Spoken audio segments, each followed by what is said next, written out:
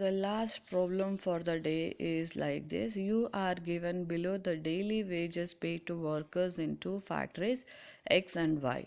Find which factory pays higher average wages, which factory pays more total wages, in which factory wages are more variable.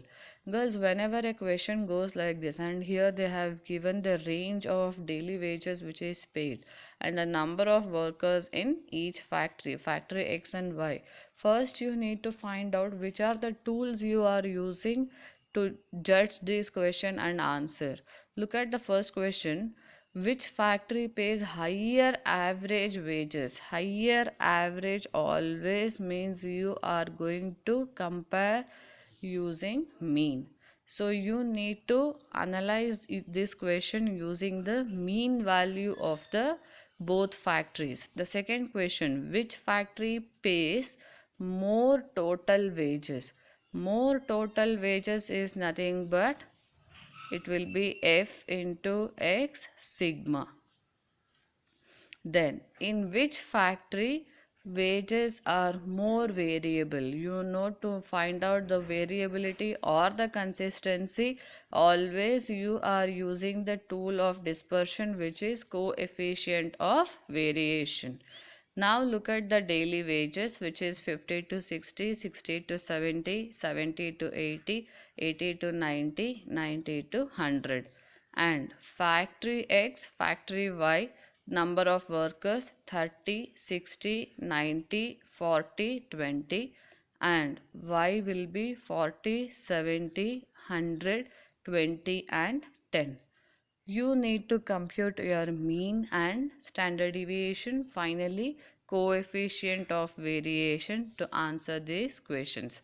Start with the factory X. Again, like in case of yesterday's problem, your midpoints, your deviations, deviation square, all these will be common for both factory X and factory Y.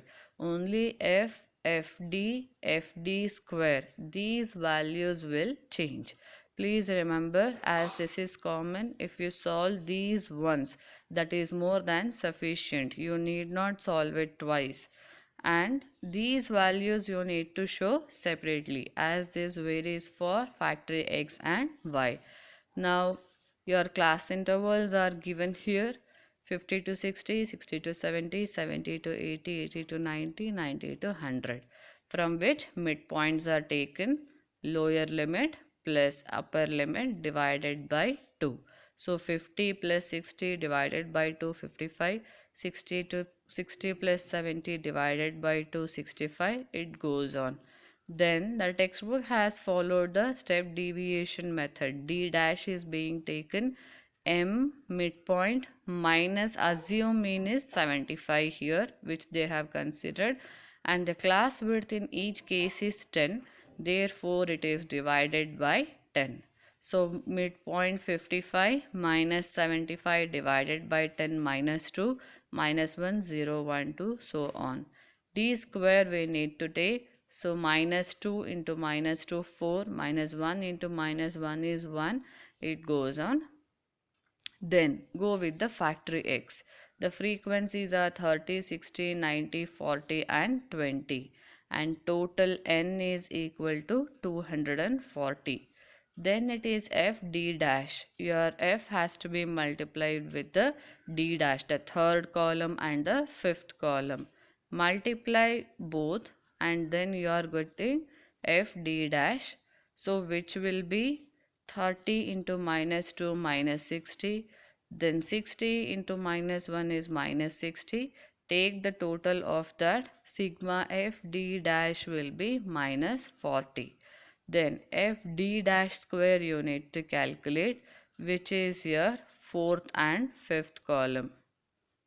So where it will be 40 into 30 120, 1 into 60 is 60, and the total of sigma F D dash square will be 300. Similarly, it is computed for factory Y also. After that, with the step deviation method only, they have calculated the mean. where it is A plus sigma f d dash divided by n into I. The assumed mean, as you all know, here it is 75. So 75 is taken plus sigma f d dash minus 40 divided by n is 40 into 10, where it is 75 minus 1.66 equals 73.33. If you look at the mean of factory Y, it is less. So the average payment in which of the factories is higher, which you need to find out. It is higher in case of factory A actually compared to factory B. Now go with the standard deviation, which is the formula which we use in case of step deviation method, where we have got standard deviation for both, which is 11.055 and 9.991. Then go with the computation of CV, standard deviation divided by mean into 100.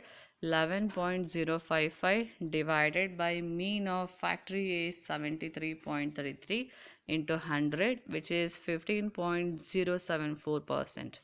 And factory B, where the standard deviation is 9.991 and the mean is 70.4167 into 100, which is 14.18%.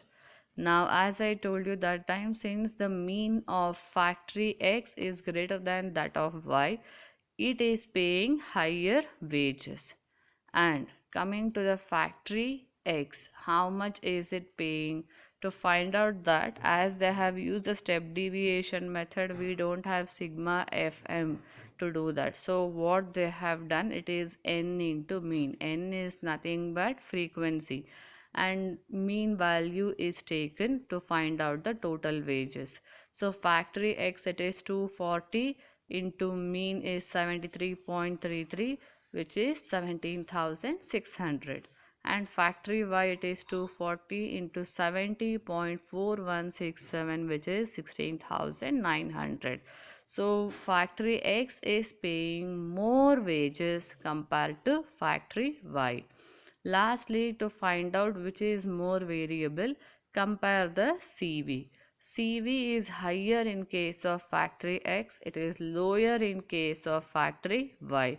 So, where in case of factory X, your wages are more variable as compared to factory Y, because here the CV is lesser. Lesser the CV, more is the homogeneity or uniformity in the data.